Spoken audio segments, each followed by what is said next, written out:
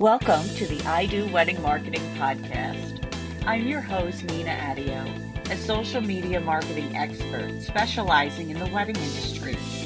Each week, we'll explore the strategies, stories, and insider tips that help wedding professionals thrive. You'll hear solo episodes filled with actual advice for social media and inspiring conversations with esteemed wedding industry guests. Thank you for tuning in and letting this podcast be a part of your day. Let's get started. Welcome, everybody. Welcome to the I Do Wedding Marketing Podcast. Today, we are going to be talking about what is a pretty hot topic.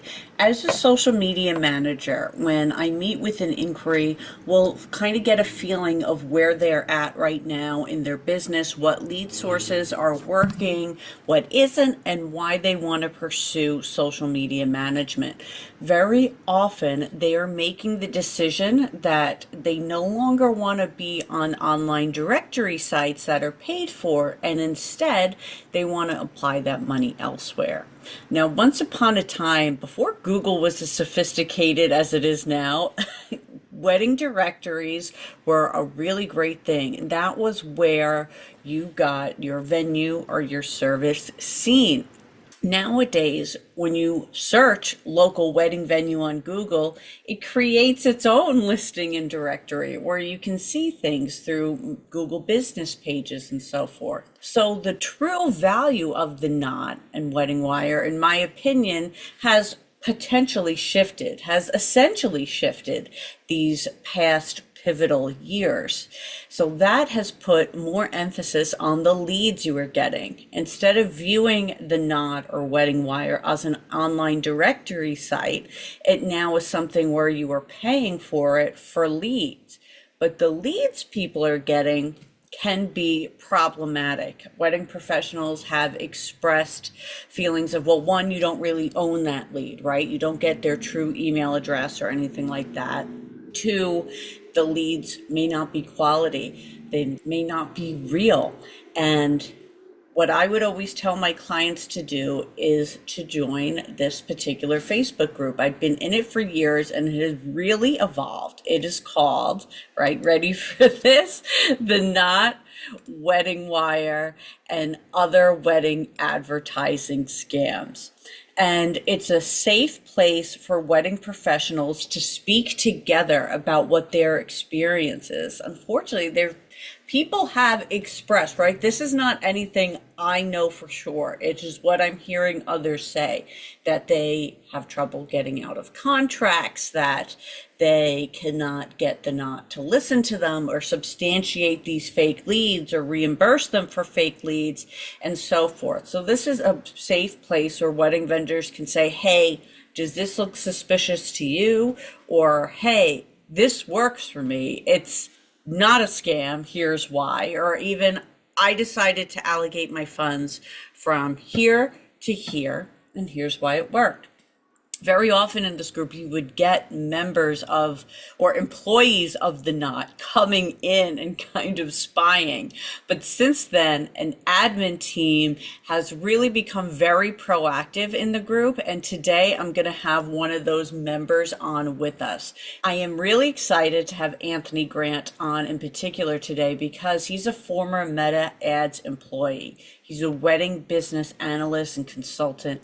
And through his time in the wedding industry, it is small but mighty. He has grown multiple wedding businesses beyond the 3 million, so big, I'm stumbling my words, 3 million per year bookings mark.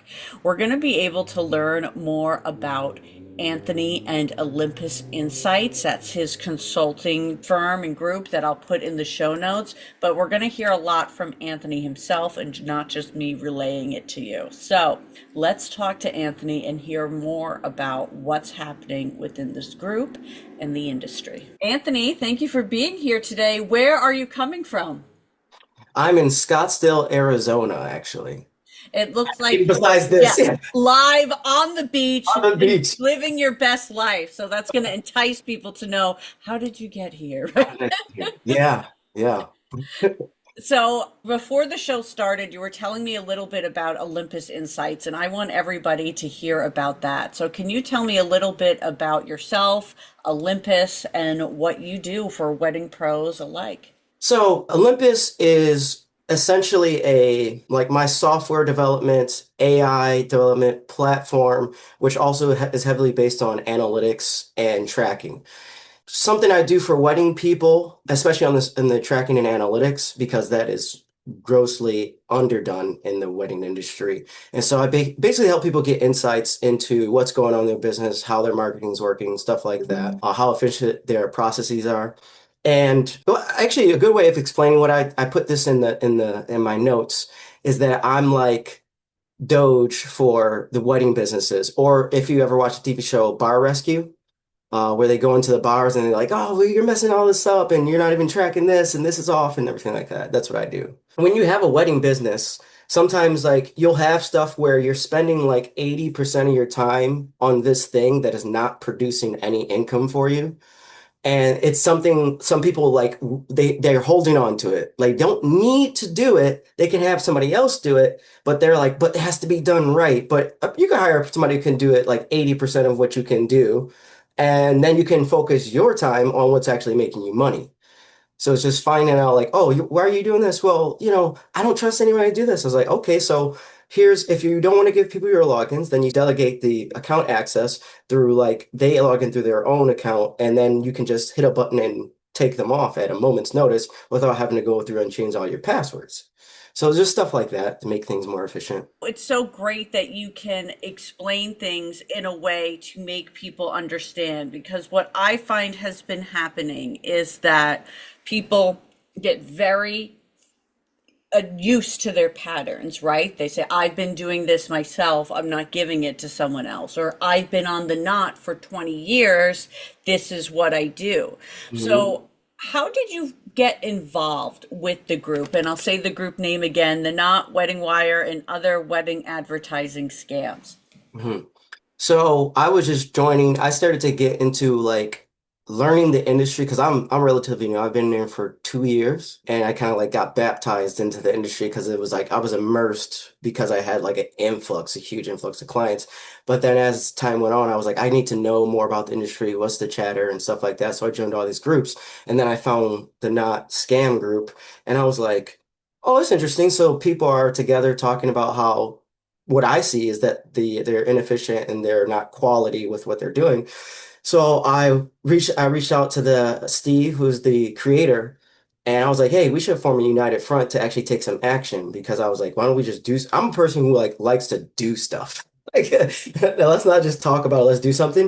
And then we got on the phone and he was told me how his business was like not doing well. He's thinking about closing the doors on his wedding photography business. So he's like on the brink of closing down. He's like, could you help me with my business? And I said, sure, for sure. And I got him in the first 30 days, I got him 77 new inquiries. And he's just like, he was just, it just turned everything around. And then he was like, hey, you know what? I want to hand the keys over to you. You're a person who like knows what they're doing and can actually give them an alternative and knowledgeable about way other alternatives from the knot with their advertising. That is great. And everyone listening will kick me if I don't then ask, what are you using or what methodology to get the 77 leads? Oh, okay. Facebook and Instagram. Right now, if you advertise on Facebook, there's there's several placements because you can do a Facebook ad, but it will show up on Instagram. It'll show up if you want to on WhatsApp, and it will show up on Threads now. So Threads is a new addition to the ad package or whatever. So we do that basically. The Facebook ads, they show up on all those platforms. Now, I know there's so much that goes into ads, but one kind of lingering question that always comes up without us getting full into ads, what would you say the recommended ad spend is for wedding pros? They're not gonna like this Yeah. answer. I would say $50 a day minimum. But $50 a day. if $50 a day minimum, let's say that month, I'm not going to do the math quick of what that is in a month, right? But if you go all in 1 month, what sort of transformation would they see? Yeah, yeah, exactly. Here's another thing. When people are like, "Oh, that's a lot of budget." This is the way I want people to think about budget.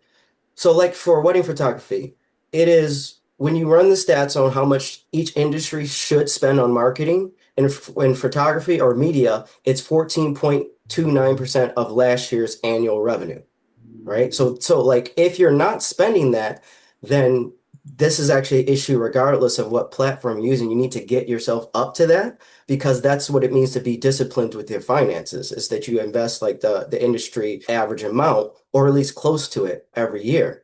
Because that's what funds your business. So if you're not putting any money into marketing, you're being undisciplined. And I know some people like do the freeways, and they're like, I am successful with the freeways, but it's still a discipline. Amazon spends, I think, looked at it, was like 48 million a month on ads. And they have brand recognition, but they still are disciplined by putting the money into ads. So if all the top companies are spending like millions and millions, you know, that shows you that there's no, oh, I'm successful, so I don't need to spend. Their Amazon's more successful than all of us, but they still spend because it's a discipline.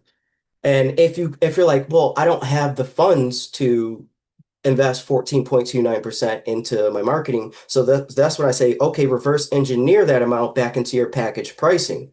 So raise your packages enough to at every sale allows you to invest 14.29% of that package price into your ads.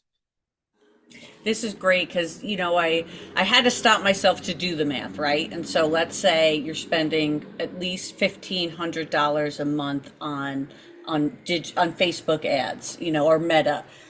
That's around the same everybody is spending each month on the Knot. And the Hmm. Knot is its own kind of, the Knot is spending ads for themselves to be top of Google, right? And Hmm. then all your competitors are there too. So it's Yes. kind of like if you spent 1 month, doing both the Knot and ads, and this is something you suggested before we started recording, and do a comparison side by side, see what the monthly leads of digital ads got you and what the monthly leads with the Knot got you, and see what works. Yes, yes.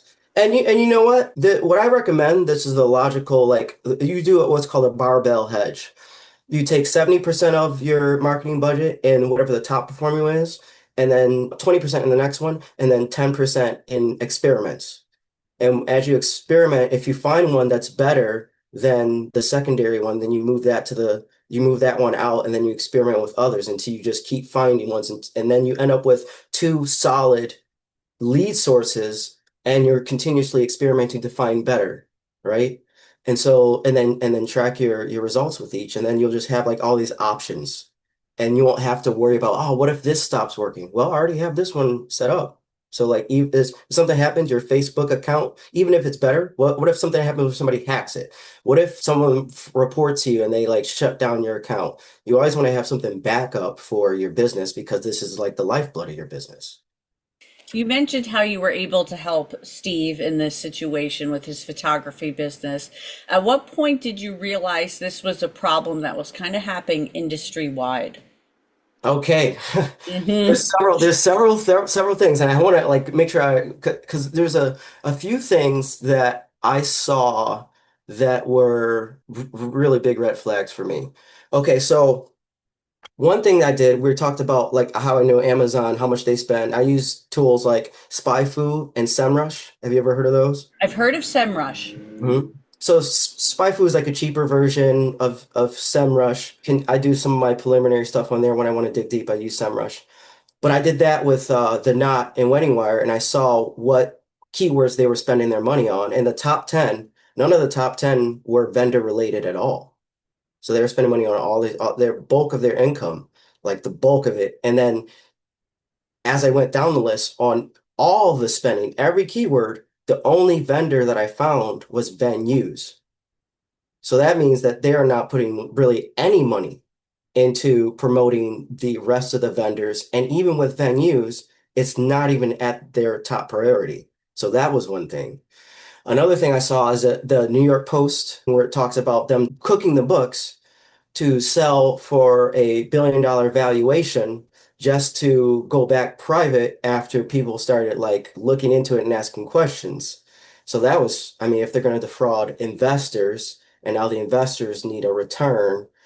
Are they going to will it be willing to defraud the rest of the industry in order to fulfill that? Well, they obviously were money hungry enough to go for the billion-dollar valuation, which wasn't valid. So I think that they would do that. And another thing I said I had on here was so my background is at Meta. I worked at the in Meta in their ad department. So like if you're running Meta ads and there's a thing that says get an agent, an expert, and then you hit that button. I was the person who was like on the other end who would help them. So I get to see what ad tech looks like in the background. And so I looked at how Meta's stuff is set up for ad tech, and then I looked at the Knot and WeddingWire, and I was like, it was like 90, like Meta, like they barely had any ad tech, if you could even call it that.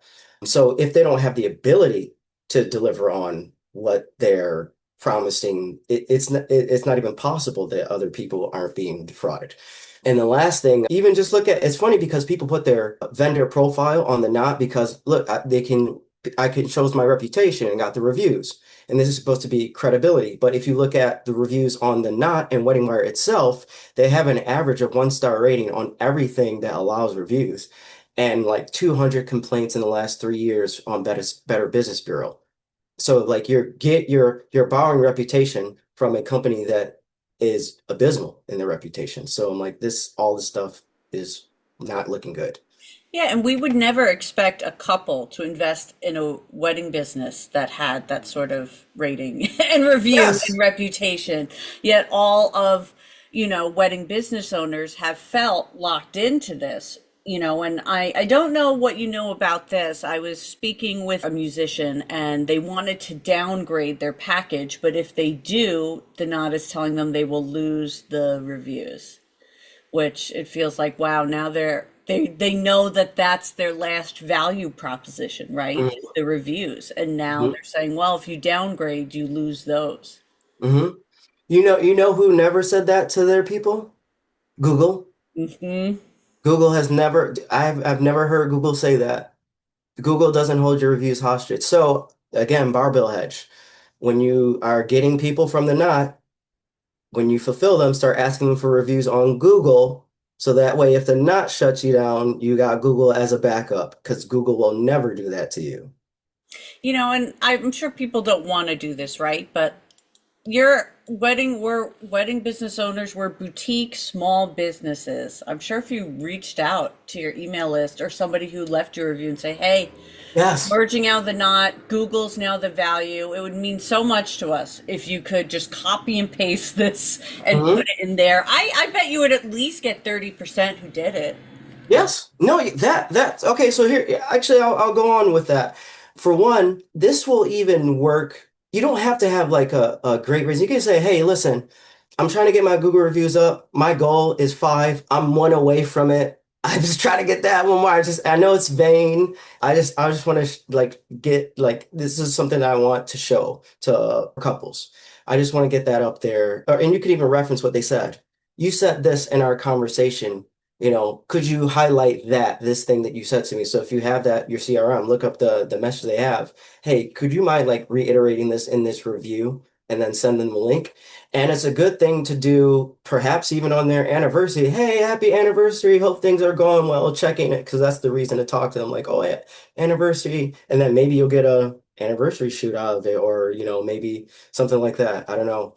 Yeah, I love that. I love that. And I love kind of, compartmentalizing it, whether you're doing it for anniversaries or maybe it's your slow week, Yeah, that you save it for, but it doesn't have to mean that you have to be held hostage to something you can't afford to invest in anymore. We can find other answers to yeah. to the review problem. Anthony, I haven't gotten to share with you. I share this with everybody because it always comes up because I'm obsessed. I'm a wrestling fan, a big pro wrestling fan, and once upon a time there was the Monday Night Wars. It was WWE versus Mhm. WCW.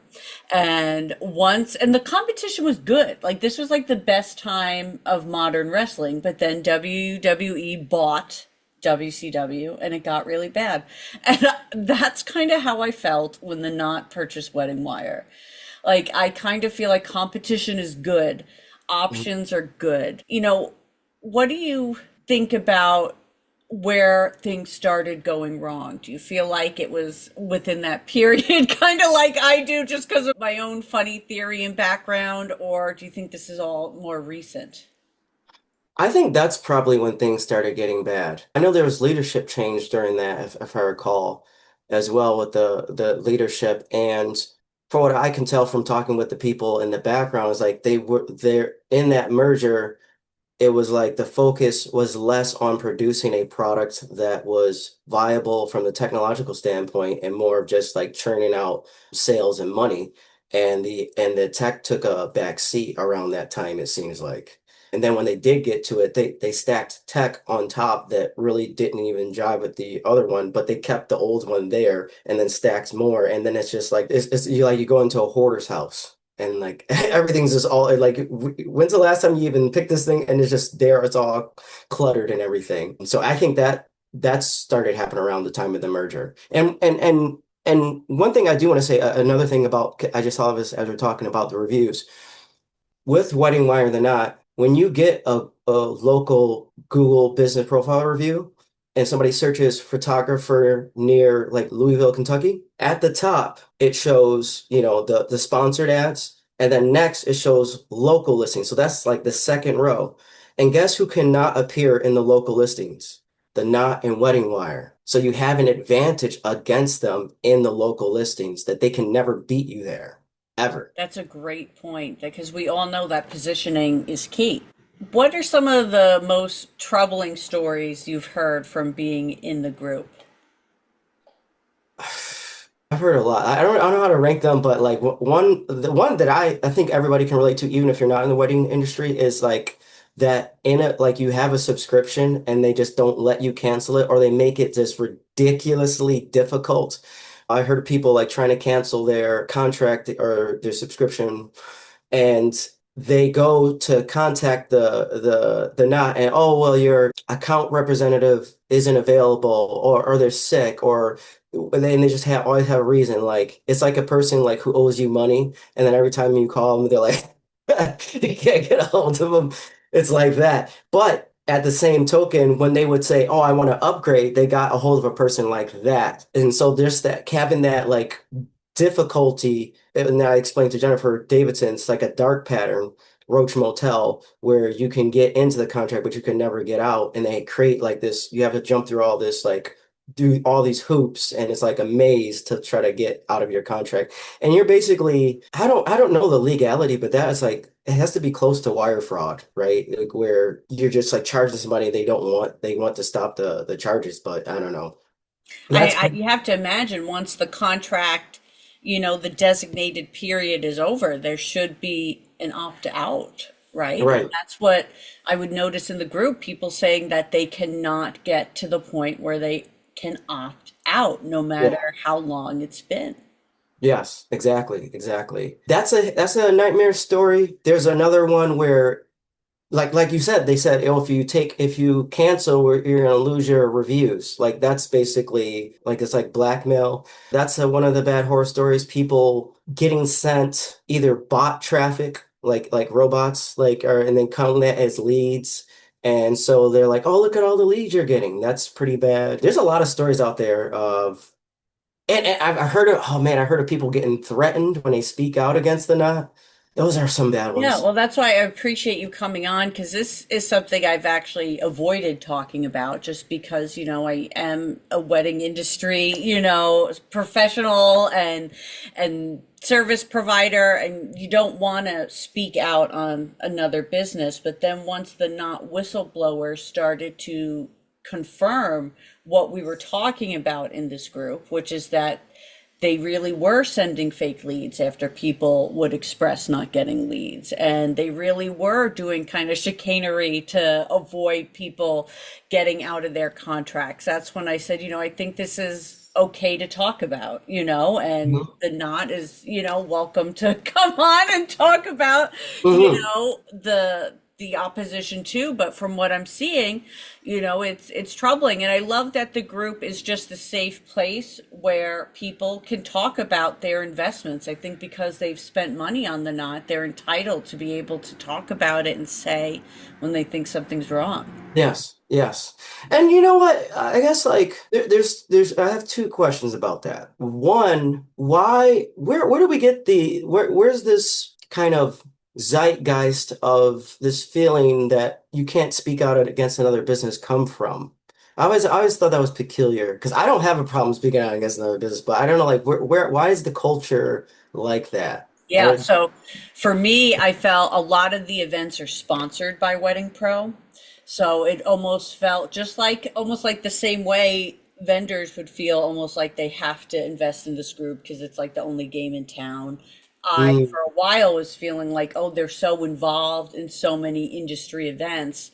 How can I make it in the industry if I speak out against them? But the practices have been so heinous that it's like, I think just with the world today, we are learning like it is time to speak out when things aren't mhm, right, yeah. and to Hmm. not be afraid. And, we used to have the privilege, not to make it political, but we used to have the privilege to say, oh, you don't need to talk politics on your social media. But when it changes from like politics to human rights, it's different. You can Hmm. talk about it, and Exactly. so it's kind of how I feel with this too. When I feel like, wedding professionals are being lied to and financially abused, it's time to speak up and let them know these alternatives or these groups for support. Yeah, I like that. And this is what I would say about that. Like, so the people who feel like, can I make it if I speak out against the wedding wire and the knot? For one, you want to, as a business, what you want seemingly is to be independent. That's why you have your own business and not work for somebody. So being able to speak freely and having a backup is a step towards the reason why you have a business in the first place. You want to be independent. And number two, are you automatically the enemy of somebody that you have a criticism of? So like I'm not necessarily the nut's enemy, but I'm not gonna like maybe I'm your friend because I'm telling you you're messing up. Maybe sometimes you have a friend that like is messing up and you gotta tell them the truth and hopefully they get their act together. So I think that like it's good to have an idea that just because you have a criticism of somebody doesn't mean you're against them. You could actually be a friend of theirs by criticizing them. I think you're right. I saw a friend the other day mass email a list from this networking group, but you're not allowed to do that. So I was like, you know what? I want to let him know so he can make it right before the group finds out, And it's Yeah. just about giving the heads up. And I think, wedding professionals deserve to have the freedom to know that there are others who feel the same way. Because sometimes, the culture has changed a lot. But even just, let's say 10, 15 years ago, there wasn't as much community between competitors. Like local competitors didn't talk, they didn't compare notes. It was very Yeah. different. And now it's starting to change a lot where they can compare notes and feel like, wait, you don't need the knot. And it's like, no, come to the other side. Yeah. Yeah. I'm glad that change is happening. It needs to happen a lot more for sure, where people are comparing notes and talking. It helps the entire industry get better. Yes. Oh, Yes. Has the knot or any representative ever reached out to anybody in the group to make things right? they've offered to kind of like have a listening session. Like it's like you're just a little child. We're just gonna let me listen to you We're complain. listening and we're learning, but Yeah, then nothing happens. but there's like no real like solution. Like the Trying to placate you. Yeah. yeah, there you go, placate. Yeah. Yeah, they're trying to placate you. There's no real solution because, and then there are like, here's the thing: offer third party tracking. Just that, just offer third party tracking. You don't have to even develop anything. Let us have Google Analytics embedded in there, and let's see the story that Google Analytics tells about what's happening here. Can you explain to our audience what that would show? So with Google Analytics, you can see the refer URL. So when somebody reaches out to you, you can see what URL they came from. So if they came from Facebook to the Knot and then came to your thing, you know that Facebook ads are working like on their behalf for you. So then obviously you could cut the middleman out. Additionally, if it's a junk lead, you can actually have like bots like track to know whether it's bot traffic. Because if it goes to your website and it's bot traffic, you can have those marked in your analytics as well. We could compare notes on analytics to see if they're using the same IP address to do these scams. You can tag like it just shows like whether it helps you show whether they're a real person, how they're getting there, the behavior that they take, and then you can start to map out what is real and what's not. The transparency and accountability. Yes. Is it normal for paid listings, in any really field not to provide that? No. Wow. No. So that seems rather intentional, right? To not Yes. provide it for a paid service. If it's working as it should, I imagine you wouldn't need to hide it. Yeah, in addition to that, so they don't allow third-party tracking, and but they have their reports and analytics, which is like so basic. I think there's like four parameters or whatever, like leads, storefront views, or and something like that. Facebook, I think, has like 350, and Google Analytics has something like it's like that's real analytics, so you can see what's going on.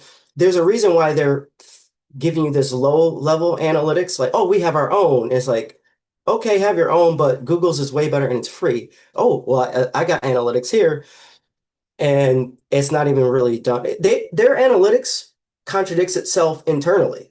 Like you look at one spot, it'll say 150 leads, and this spot will say 143. And it's like, which one is it? And it's horrible. Wow. What for people listening who are starting to think, it's time, right? I'm gonna pivot. What strategies do you think they should start to implement to market their business?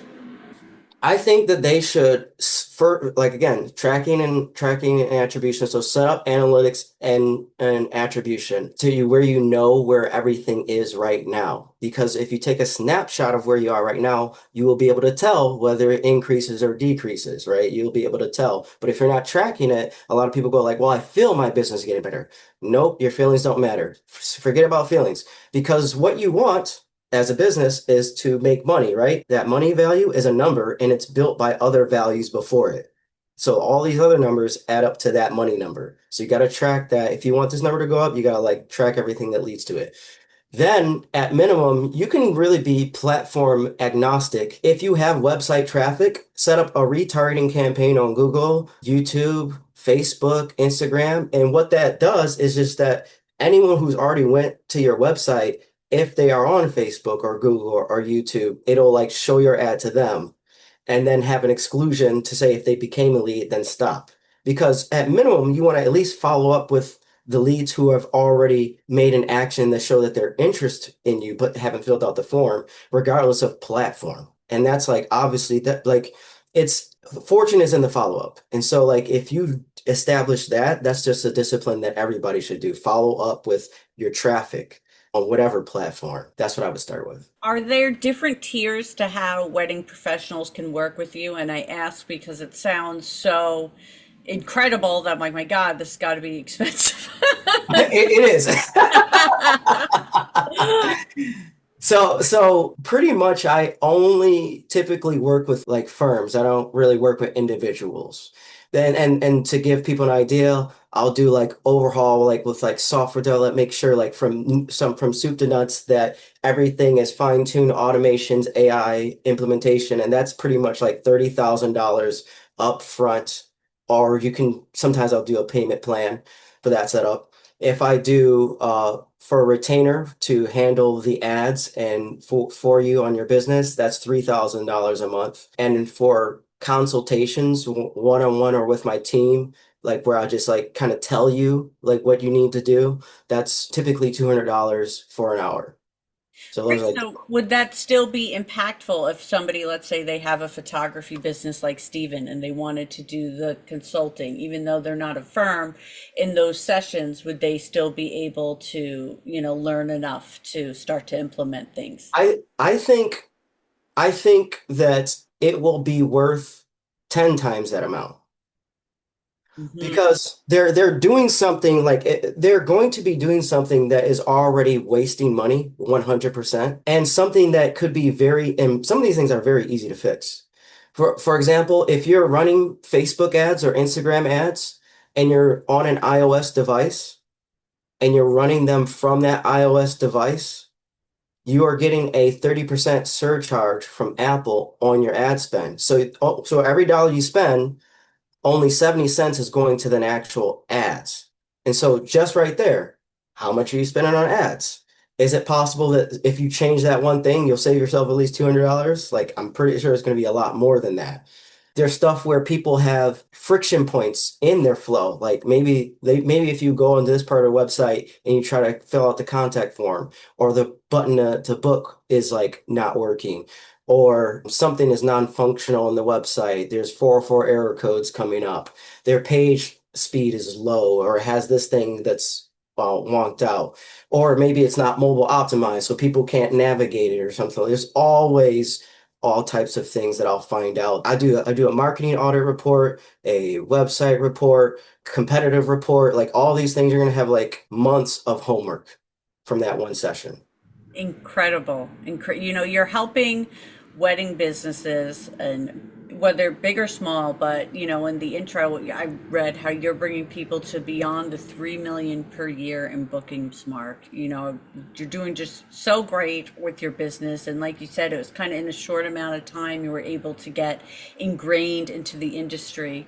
What I've been asking wedding professionals this year is, what is your morning routine? And this simple question has just given me a lot of just really good nuggets and insights. It seems like an unusual question, but I feel like I learn a lot about how to structure my day by asking it. So, what is your morning routine? And I also ask because I've been on the hunt for a morning routine. I like to sleep. Yeah. Oh, yeah. So, I mean, I have an alarm that gets me up, but I don't really have, I'll be honest, I don't have that much of a morning routine. I get up, I DoorDash something that I want for breakfast, something nice. Goals. Like Einstein Brothers Bagels. I like that a lot. They have really good bagels.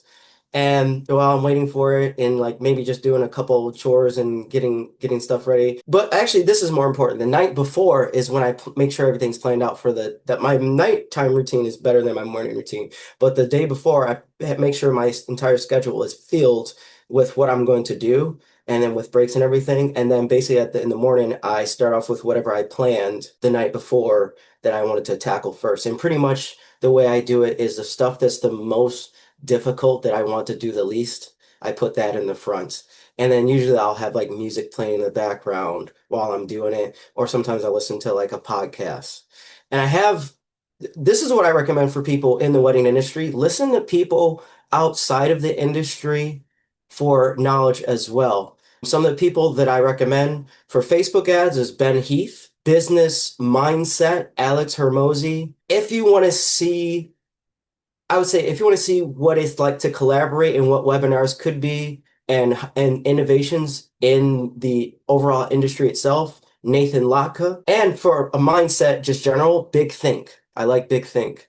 Ah, okay. Terrific. We're all about that. We love like geeking out with like podcasts, business books. The listeners love that. Mhm. Educators. So that's really helpful. I also feel this is a hack, like, because I'm the most productive if I have ordered Grubhub, DoorDash, whatever it is, and those like 40 minutes between when the order comes and when I hit it, when I hit place order, I'll get so much done in Yeah. anticipation of it coming. So not Mhm. only are you doing the least desirable thing first, so you're not dreading it the rest of the day, but you have something really good coming Yes, you got your afterwards. reward coming. Yeah, yes, Yeah. yes. How do Exactly. well, you kind of answered this question because I was going to ask, how do you maintain your own education on marketing? But it Oh, looks like, yeah. yeah, Yeah. but if you want to speak on it Oh, a little more. so the reason I chose it, Alex Hormozy is great for like motivation and just business itself. He's a very big time, just general business structure kind of guy, and he'll help you understand business as such. Because I think wedding professionals kind of tend to be more like, I'm a creative, and kind of like don't really put that much into the business side, and he'll show you like what it means to really do well in that business. And even if maybe you'll hire someone to do the admin business stuff, then you can get an idea of like what you would want them to do specifically. Ben Heath is just like the best person who's teaching Facebook ads that I've seen. Like he and I actually have some client overlap with each other. I had a client who like left and went with me, which I was surprised because I'm like, this guy's good. I feel like we're like the best two out there. Nathan Laka is great because it's just all these innovations, all the stuff that's coming out, and you may see. I like to watch stuff that's coming up because it starts to churn my wheels of like, oh, what's possible? Oh, wow, what if the wedding industry had something like this? It just gets my creative mind going by seeing all the things that people are working on. And Big Think is super huge for wedding industry people because as much as it pains me to say this, the wedding industry has a deep need for mindset, particularly with cynicism. I think a lot of people fall into cynicism and they kind of let that kind of, it stalls them. They get stuck and, oh, this ain't gonna work. This isn't good. And this is, and they're just like that in a cycle. And Big Think helps you get your mindset right. And one of the things that I liked on one of them that I watched a few weeks ago was talking about you should do experiments. Do small experiments. Just say, I'm going to try this for however long you think it takes to do. Just try it out for 30 days. Maybe waking up early. Maybe, going for a jog. Maybe whatever. Just experiment with things. Not to say that you have to do it at the end, but just to see how does it feel. I love it. Where can our listeners find you and follow you online? So if I don't, a lot of content, I don't put out like content like that. So if you want to join the group, which is Yeah. the Knot, Wedding Wire, and other advertising scams, they can join that group and we have a discussion. They can also, if they want to book a call with me and my team, they can go to olympusinsights.com/book. And then they'll be able to book an appointment with me. And you know what? If you do the booking and you're like, because you were saying, are they going to get a lot out of it? I'll do this. You book it with me, and if you honestly think it wasn't worth $200, I'll give you your money back. But I don't think Love you it. will. I love it. Right. I don't think because this recording was worth $200. Like we are getting towards the long mark, but I haven't been letting Anthony go because there's so much I've been enjoying asking him and hearing him say. I really appreciate you coming on the podcast, especially because you don't typically put out this content, but it's been so valuable. And, as soon as you decide you want to be out as a thought leader in the wedding industry, there are so many places for you, and we're just ready to watch and listen wherever you show up. Thank you for that. Thank you for that. Yeah, thank you Yeah. guys for And thank you for listening. having me. Yeah, I really, this was such a great time. I appreciate you being here. Guys, if you're listening, let us know what you thought. It's one of our newer ones coming to YouTube. So leave the comment down below. So now that I can actually see your comments, right? It's a fun thing I'm getting used to. And I will see you guys on the next Wedding Wednesday here at the I Do Wedding Marketing Podcast.